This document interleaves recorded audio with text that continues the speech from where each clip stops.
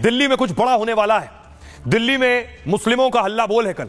दरअसल तैयारी यह है कि वक्फ रिपोर्ट आ चुकी है, वक्फ बिल लाने की सरकार तैयारी कर रही है और इस वक्फ बिल के विरोध में कल से एक बड़े प्रदर्शन की तैयारी। अगली तस्वीर में आपको दिखाऊं, जमीयत दिल्ली के जंतर मंतर पर बड़ा प्रदर्शन करने जा रहा है। इसे शाहीन बाग का नाम भी दिया जा रहा है। उस तरह का प्रदर्शन होगा।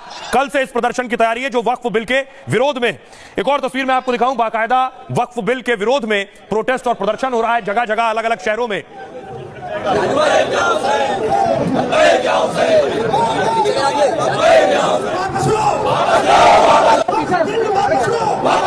वक्फ बिल वापस लो के नारे लग रहे हैं। बाकायदा all India Muslim personal law board ने भी एक पोस्टर जारी किया है। यह पोस्टर है जंतर मंतर का कॉल है। इस पोस्टर में चलो जंतर मंतर 17 मार्च सुबह 10 बजे। अगली तस्वीर देखिए। और इस विरोध और बवाल के बीच बीजेपी के नेता आज एक इफ्तार पार्टी में शामिल होने पहुंचे। ये तस्वीरें मैं आपको दिखा रहा हूं। इस्लामिक सेंटर पहुंचे थे। रमजान चल रहे हैं और इफ्तार था। किरण रिजिजू और दानिश अंसारी इफ्तार पार्टी में गए थे और कल जंतर मंतर पर एक बड़ा हल्ला बोल की तैयारी है।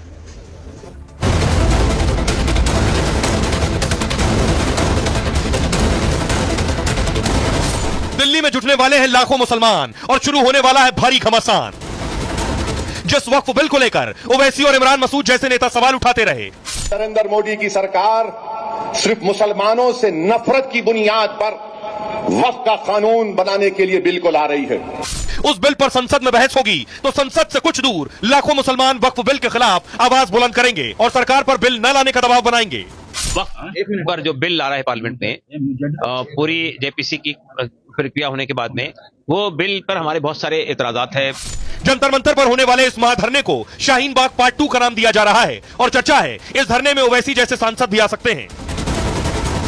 अब देखिए क्या तैयारी है जमीयत की, कितने लोग आने की संभावना है और क्यों इसे शाहीन बाग कहा जा रहा है। अब से कुछ घंटे बाद दिल्ली में मुसलमानों का हल्ला बोल होगा। लाखों की संख्या में मुसलमान जंतर मंतर पर धरने पर बैठेंगे, वक्फ बिल के खिलाफ अपनी आवाज बुलंद करेंगे। दरअसल वक्फ बिल पर जेपीसी की रिपोर्ट तैयार हो चुकी है और इसी सत्र में संसद के दोनों सदनों में पेश करने की तैयारी है। तो संसद भवन से 2 किलोमीटर दूर मुसलमानों का यह भारी बड़ा प्रदर्शन होगा। सीए एनआरसी की तरह सरकार पर दबाव बनाने की कोशिश है। इसकी अगुवाई कर रहा है all India Muslim personal law board. All India Muslim personal law board ने पोस्टर जारी कर मुसलमानों से अपील की है कि बिल के विरोध में बड़ी संख्या में जंतर मंतर पहुंचे। उसने वक्फ बिल को सरकार की सोची समझी साजिश कहा है। All India Muslim personal law board के साथ जमीयत भी इस धरने में साथ आ गया है। कई और मुस्लिम संगठनों को भी धरने में आने का न्योता दिया गया है। वक्फ बिल के विरोध में यह महाधरना पहले 13 मार्च को होना था, लेकिन होली की छुट्टियों के चलते इसे स्थगित कर दिया गया। 13 से 16 मार्च तक संसद की भी छुट्टी थी, इसलिए इसे टाला गया।